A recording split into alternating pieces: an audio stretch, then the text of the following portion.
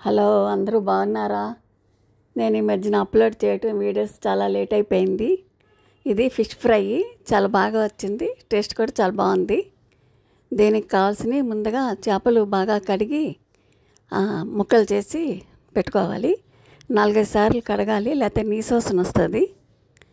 దీనికి కావాల్సినవి ఒక ఉల్లిపాయ, 2 పచ్చిమిర్చి, కొద్దిగా జీలకర్ర ముందుగా మిక్సీ వేసి పెట్టుకోవాలి.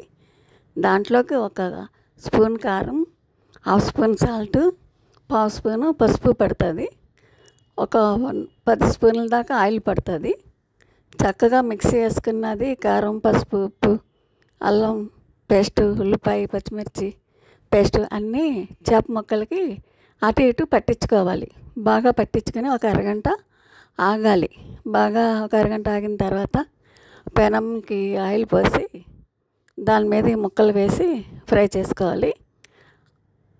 డీప్ ఫ్రై ఇలా చేసుకుంటే ఆయిల్ ఎక్కువ పట్టదు, బాగుంది. మామూలుగా మూగిట్లో వేపుకోవాలి అనుకుంటే గ్లాసు ఆయిల్ పోసి వేపుకోవాలి. కాకపోతే ఆయిల్ అంతా వేస్ట్ అవుద్ది, మళ్ళీ మనం అది పారబోసేస్తాం, దేనికి ఉపయోగపడదు. ఇట్లా అయితే ఆయిల్ తక్కువ పోసుకొని బాగా వేపుకుంటే అటు ఇటు కాలనిస్తే చక్కగా తినడానికి చాలా బాగుంది. అట్లా మూకిట్లో వేసి కనుక వేపుకుంటే ఆయిల్ అంతా వేస్ట్ అవుతుంది. మన ఒంటికి అంత ఆయిల్ పనికిరాదు కాబట్టి అది అనవసరం.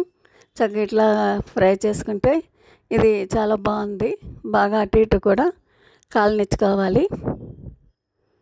ఇట్లా కాలిస్తే చక్కగా బాగుంది. ఒక సైడ్ వేగిన తర్వాత మళ్ళీ 2 సైడ్ తిప్పుకోవాలి. అట్లా ఒక 10 నిమిషాలు అటు ఇటు తిప్పుతా వేపితే చాలా బాగుంది.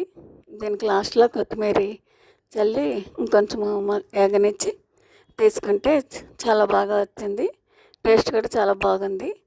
కొంచెం కారం తినే వాళ్ళు కావాలంటే ఇంకొంచెం కారం కూడా వేసుకోవచ్చు. ఇది ఫిష్ ఫ్రై చాలా బాగుందన్నమాట.